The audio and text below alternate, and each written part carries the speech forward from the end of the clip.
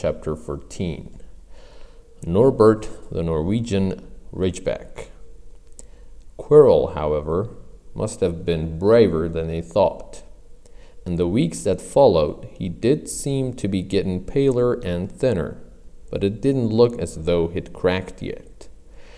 Every time they passed the third-floor corridor, Harry, Ron, and Hermione would press their ears to the door to check that Fluffy was still growling inside. Snape was sweeping about in his usual bad temper, which surely meant that the stone was still safe. Whenever Harry passed Quirrell these days, he gave him an encouraging sort of smile, and Ron had started telling people off for laughing at Quirrell's stutter. Hermione, however, had more on her mind than the Sorcerer's stone. She had started drawing up study schedules and color-coding all her notes. Harry and Ron wouldn't have minded, but she kept nagging them to do the same. Hermione, the exams are ages away. 10 weeks, Hermione snapped. That's not ages. That's like seconds to Nicholas Flamel. But we're not 600 years old, Ron reminded her. Anyway, what are you studying for? You already know it all. What am I studying for? Are you crazy? You realize we need to pass these exams to get into the second year. They're very important. I should have started studying a month ago. I don't know what's gotten into me. Unfortunately, the teachers seem to be thinking along the same lines as Hermione. They piled so much homework on them that the Easter holidays weren't nearly as much fun as Christmas was. It was hard to relax with Hermione next to you reciting the 12 uses of dragon's blood or practicing wand movements. Moaning and yawning, Harry and Ron spent most of their free time in the library with her, trying to get through all their extra work. I'll never remember this, Ron burst out one afternoon, throwing down his quill and looking longingly out of the library window. It was the first really fine day they'd had in months. The sky was a clear, forget-me-not blue, and there was a feeling in the air of summer coming. Harry, who was looking up Dittany in 1000 Magical Herbs and Fungi, didn't look up until he heard Ron say, "Hagrid, what are you doing in the library?" Hagrid shuffled into view, hiding something behind his back. He looked very out of place in his moleskin overcoat. "Just looking," he said, in a shifty voice that got their interest at once. "And what are you lot up to?" He looked suddenly suspicious. "You're not still looking for Nicholas Flamel, are you?" "Oh, we found out who he is ages ago," said Ron impressively. "And we know what that dog's guarding. It's the Sorcerer's—" "Shh!" Hagrid looked around quickly to see if anyone was listening. "Don't go shouting about it. What's the matter with you?" "There are a few things we wanted to ask you, as a matter of fact," said Harry. "About what's guarding the stone apart from Fluffy." "Shh!" said Hagrid again. "Listen. Come and see me later. I'm not promising I'll tell you anything, mind, but don't go rabbiting about in here. Students aren't supposed to know. They'll think I've told you." "See you later, then," said Harry. Hagrid shuffled off. What was he hiding behind his back? Said Hermione thoughtfully. "Do you think it had anything to do with the stone?" "I'm going to see what section he was in," said Ron, who had enough of working. Came back a minute later with a pile of books in his arms and slammed them down on the table. "Dragons," he whispered. Hagrid was looking up stuff about dragons. "Look at these. Dragons species of Great Britain and Ireland. From Egg to Inferno, a Dragon Keeper's Guide. Hagrid's always wanted a dragon. He told me so the first time I ever met him, said Harry. But it's against our laws, said Ron. Dragon breeding was outlawed by the Warlocks Convention of 1709. Everyone knows that. It's hard to stop muggles from noticing us if we're keeping dragons in the back garden. Anyway, you can't tame dragons. It's dangerous. You should see the burns Charlie's got of wild ones in Romania. But there aren't wild dragons in Britain, said Harry. Of course there are. Common Welsh green and Hebridean blacks. The Ministry of Magic has a job hushing them up, I can tell you.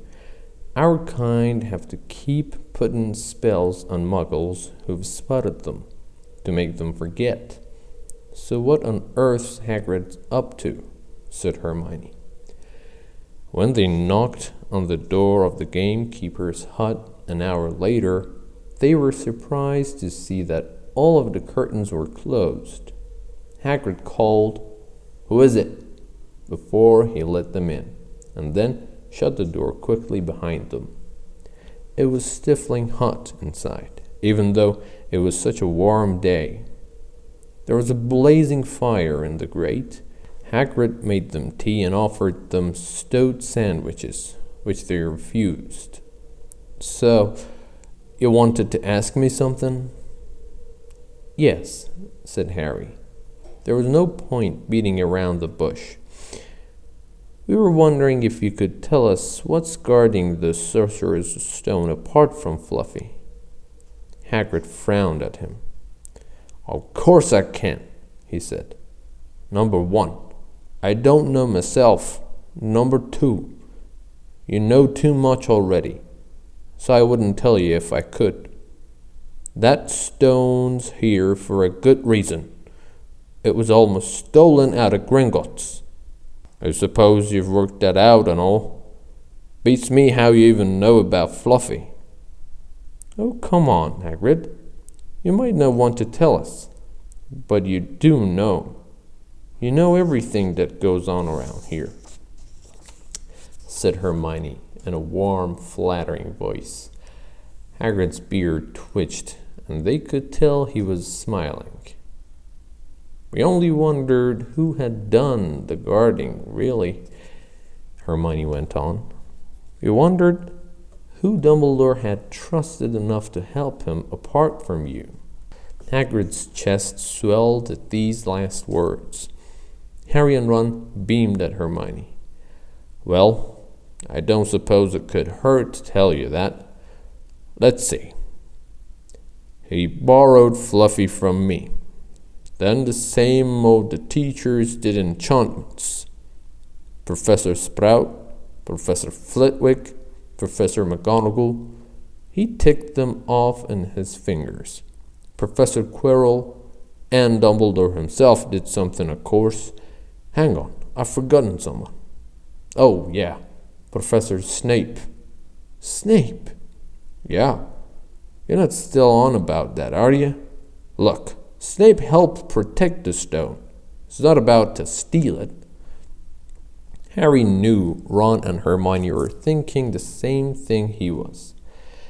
If Snape had been in on protecting the stone, it must have been easy to find out how the other teachers had guarded it. He probably knew everything, except, it seemed, Quirrell's spell and how to get past Fluffy. "You're the only one who knows how to get past Fluffy, aren't you, Hagrid?" said Harry anxiously.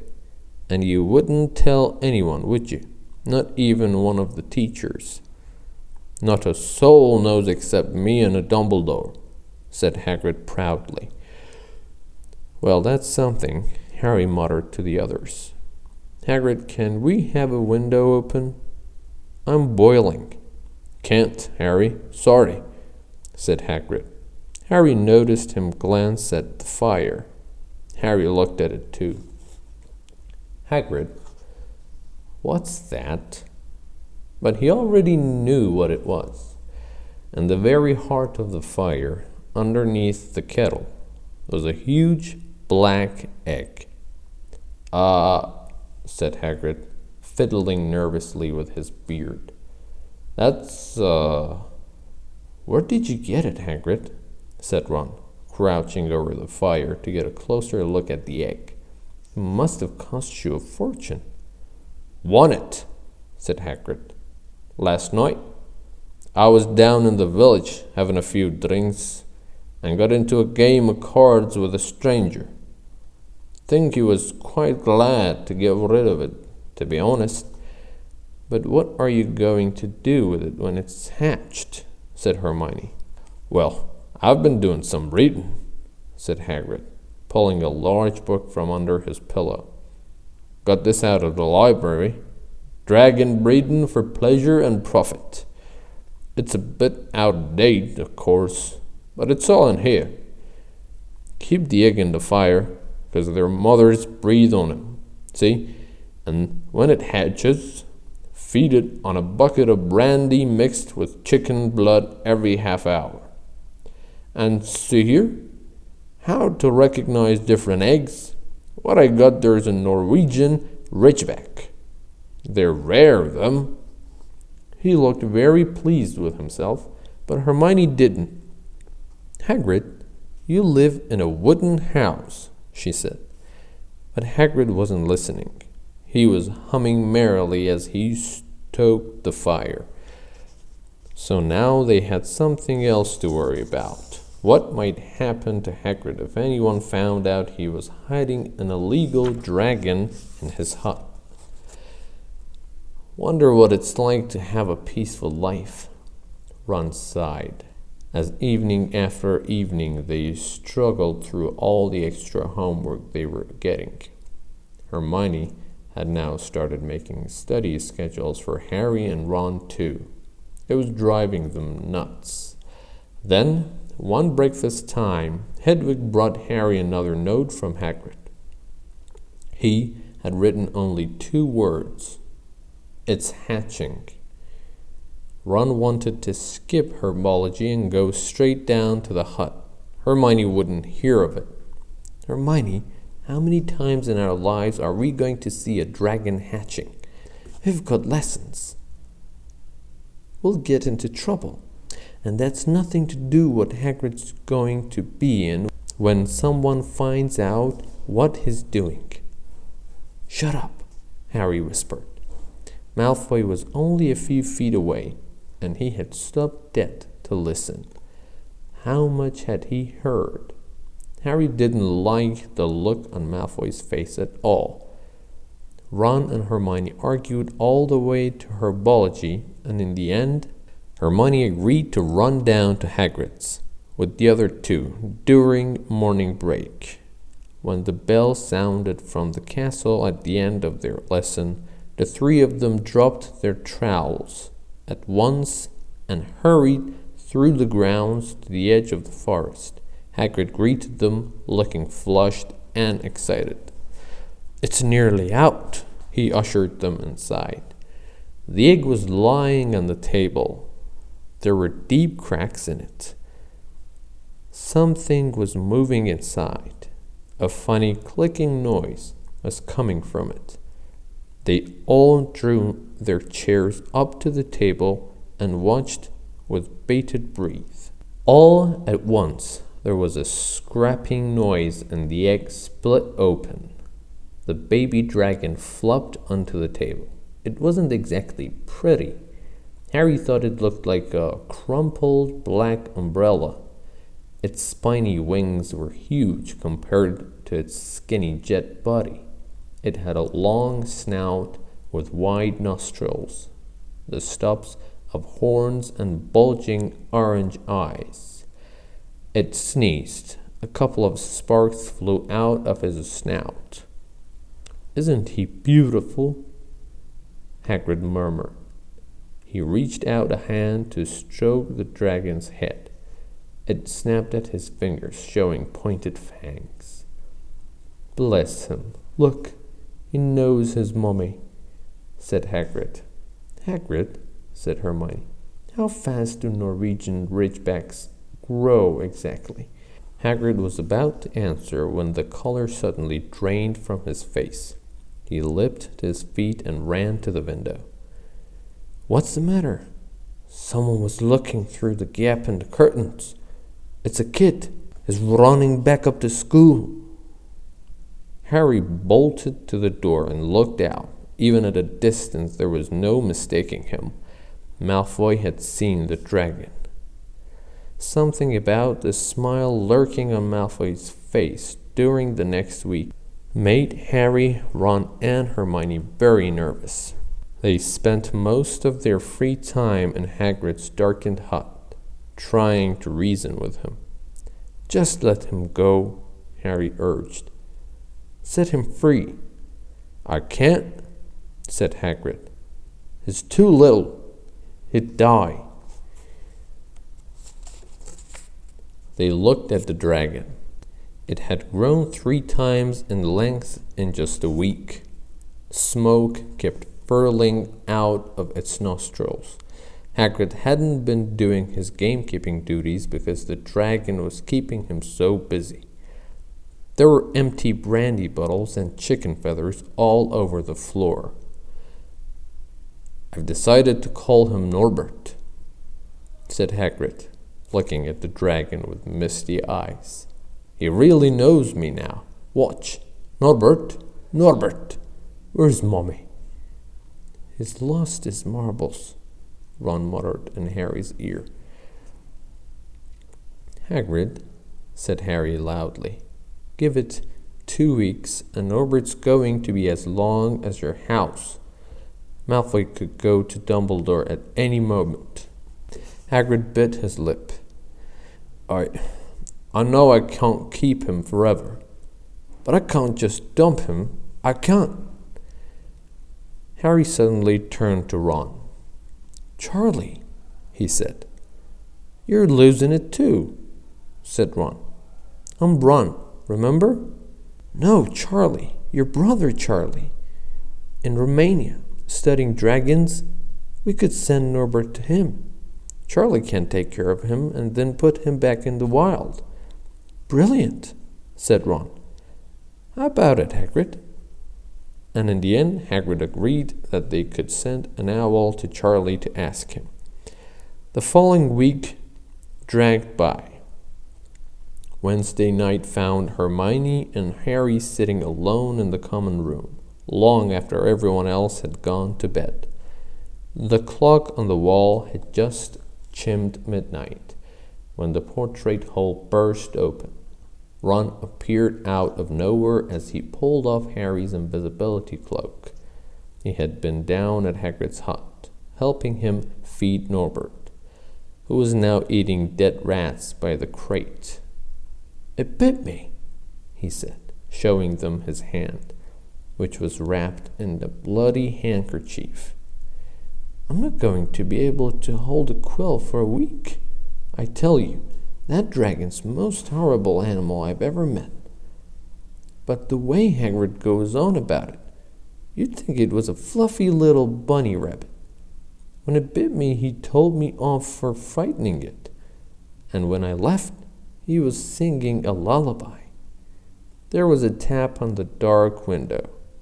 It's Hedwig, said Harry, hurrying to let her in. She'll have Charlie's answer. The 3 of them put their heads together to read the notes. Dear Ron, how are you? Thanks for the letter. I'd be glad to take the Norwegian Ridgeback, but it won't be easy getting him here. I think the best thing will be to send him over with some friends of mine who are coming to visit me next week. The trouble is, they mustn't be seen carrying an illegal dragon. Could you get the Ridgeback up the tallest tower at midnight on Saturday? They can meet you there and take him away while it's still dark. Send me an answer as soon as possible. Love, Charlie. They looked at one another. We've got the invisibility cloak, said Harry. It shouldn't be too difficult. I think the cloak's big enough to cover two of us and Norbert. It was a mark of how bad the last week had been that the other two agreed with him. Anything to get rid of Norbert and Malfoy. There was a hitch. By the next morning, Ron's bitten hand had swollen to twice its usual size. He didn't know whether it was safe to go to Madame Pomfrey. Would she recognize a dragon bite? By the afternoon, though, he had no choice. The cut had turned a nasty shade of green. It looked as if Norbert's fangs were poisonous. Harry and Hermione rushed up to the hospital wing at the end of the day to find Ron in a terrible state in bed. "It's not just my hand," he whispered, "although that feels like it's all about to fall off. Malfoy told Madame Pomfrey he wanted to borrow one of my books so he could come and have a good laugh at me. He kept threatening to tell her what really bit me. I've told her it was a dog, but I don't think she believes me. I shouldn't have hit him at the Quidditch match. That's why he's doing this." Harry and Hermione tried to calm Ron down. "It's all be over at midnight on Saturday," said Hermione, but this didn't soothe Ron at all. On the contrary, he sat bolt upright and broke into a sweat. "Midnight on a Saturday," he said in a hoarse voice. Oh no, I've just remembered. Charlie's letter was in that book Malfoy took. He's going to know we're getting rid of Norbert." Harry and Hermione didn't get a chance to answer. Madame Pomfrey came over at that moment and made them leave, saying Ron needed sleep. "It's too late to change the plan now," Harry told Hermione. "We haven't got time to send Charlie another owl. And this could be our only chance to get rid of Norbert. We'll have to risk it. And we have got the invisibility cloak. Malfoy doesn't know about that." They found Fang, the boarhound, sitting outside with a bandaged tail when they went to tell Hagrid, who opened a window to talk to them. "I won't let you in," he puffed. "Norbert's at a tricky stage. Nothing I can't handle." When they told him about Charlie's letter, his eyes filled with tears. Although that might have been because Norbert had just bit him on the leg. "Oh, it's all right. He only got my boot. Just plain. He's only a baby after all." The baby banged its tail on the wall, making the windows rattle. Harry and Hermione walked back to the castle feeling Saturday couldn't come quickly enough. They would have felt sorry for Hagrid when the time came for him to say goodbye to Norbert, if they hadn't been so worried about what they had to do. It was a very dark, cloudy night, and they were a bit late arriving at Hagrid's hut because they had to wait for Peeves to get out of their way in the entrance hall, where he'd been playing tennis against the wall. Hagrid had Norbert packed and ready in a large crate. "He's got lots of rats and some brandy for the journey," said Hagrid in a muffled voice. "And I've packed his teddy bear in case he gets lonely." From inside the crate came ripping noises that sounded to Harry as though the teddy was having his head torn off. "Bye-bye, Norbert," Hagrid sobbed, as Harry and Hermione covered the crate with the invisibility cloak and stepped underneath it themselves. "Mummy will never forget you." How they managed to get the crate back up to the castle they never knew. Midnight ticked nearer as they heaved Norbert up the marble staircase in the entrance hall and along the dark corridors. Up another staircase, then another. Even one of Harry's shortcuts didn't make the work much easier. "Nearly there," Harry panted as they reached the corridor beneath the tallest tower.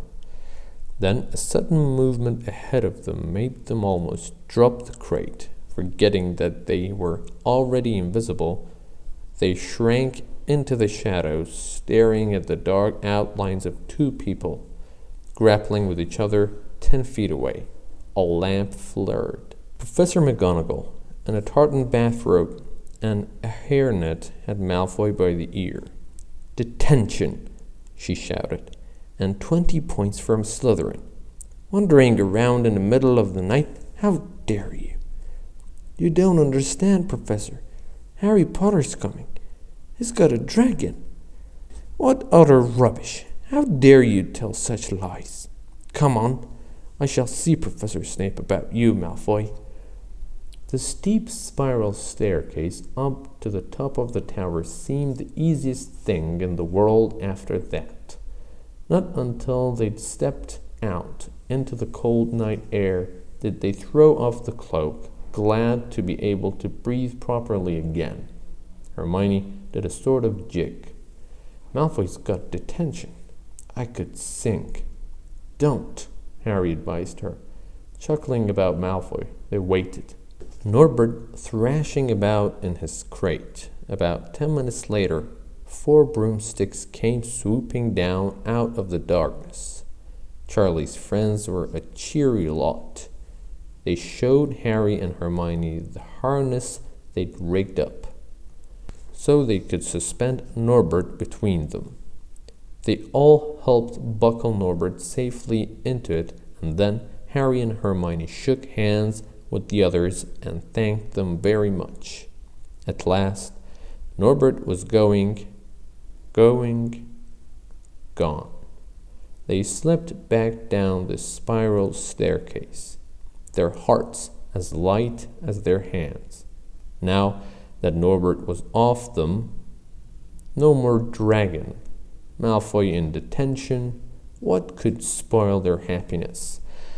The answer to that was waiting at the foot of the stairs. As they stepped into the corridor, Filch's face loomed suddenly out of the darkness. "Well, well, well," he whispered. "We are in trouble." They'd left the invisibility cloak on top of the tower.